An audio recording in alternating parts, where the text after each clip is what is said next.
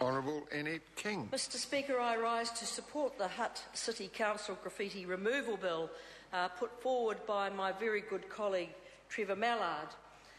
Today, Mr Speaker, I went to the re-accreditation of Wellington City as an international safe community. And our city was first designated as a safe community in 2006, and we became the 100th international safe community in the world. And it required 6 criteria for us to become such a city by the World Health Organisation. And each of these criteria have a number of work streams. And the reason why I've raised it, Mr Speaker, is one of them is graffiti management. And it's graffiti management that is seen to be part of providing a safe community. And under this international recognition, a lot of work has gone into ensuring that you can eradicate graffiti, because graffiti is vandalism. It's vandalism of private property, it's vandalism of public property, and if there's no permission for graffiti, it is illegal. And what we do know here in the Wellington region, it's costing us between $2 and $3 million a year in graffiti. And many councils have put in place plans and programs to clean up the public sites.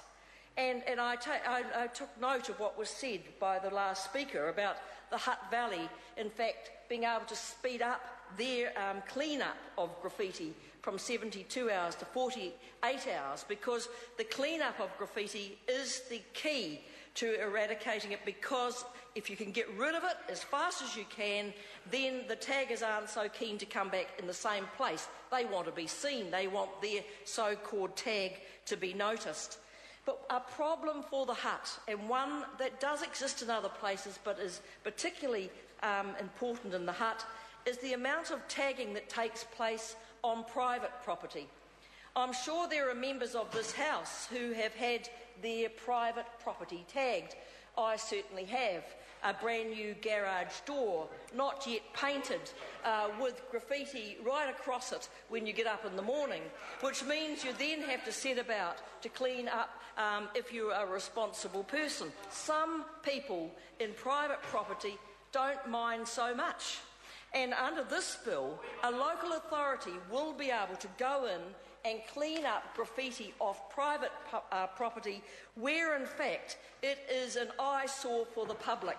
And I think that is a very good move indeed, because nothing makes a community look worse than graffiti all over the walls of houses and fences and dairies, anything that is private property. And people don't feel safe in communities where there is a lot of graffiti. So this bill does provide the ability for the council to enter private land and to take any action necessary to remove graffiti on any property situated on that land. Now, it's not an approach that you would call heavy-handed or jackboot local government, because there's a whole lot of measures that are put in place before, in fact, the graffiti can be removed. Well, first of all, there has to be 10 days' notice. They have to give notice to the occupier of that land. They have to give it to them in writing. They have to ensure that, in fact, it's delivered in a number of ways. It can be delivered in person. It can be delivered at their last known address. It can be sent by prepaid postal address. It can be sent by fax and email. It can be posted to a person's post office box, and so on. So every effort is made to ensure that, in fact, every effort is made to ensure the person who owns the private property is notified that it's going to be removed. But if that person does object, then the council will not be removing the graffiti, it will remain. So for those that are worried that local government's going to storm onto private property and start interfering with people's private property, no, it will not. The safeguards are in this bill. Mr Speaker, I think this is a local solution for a local problem, but probably something that other councils will be interested in looking at, because they too will have many private properties that are tagged and destroyed by the inane work of people that have got nothing better to do. Graffiti is vandalism, it is illegal, and I commend the member for bringing this local bill to the House.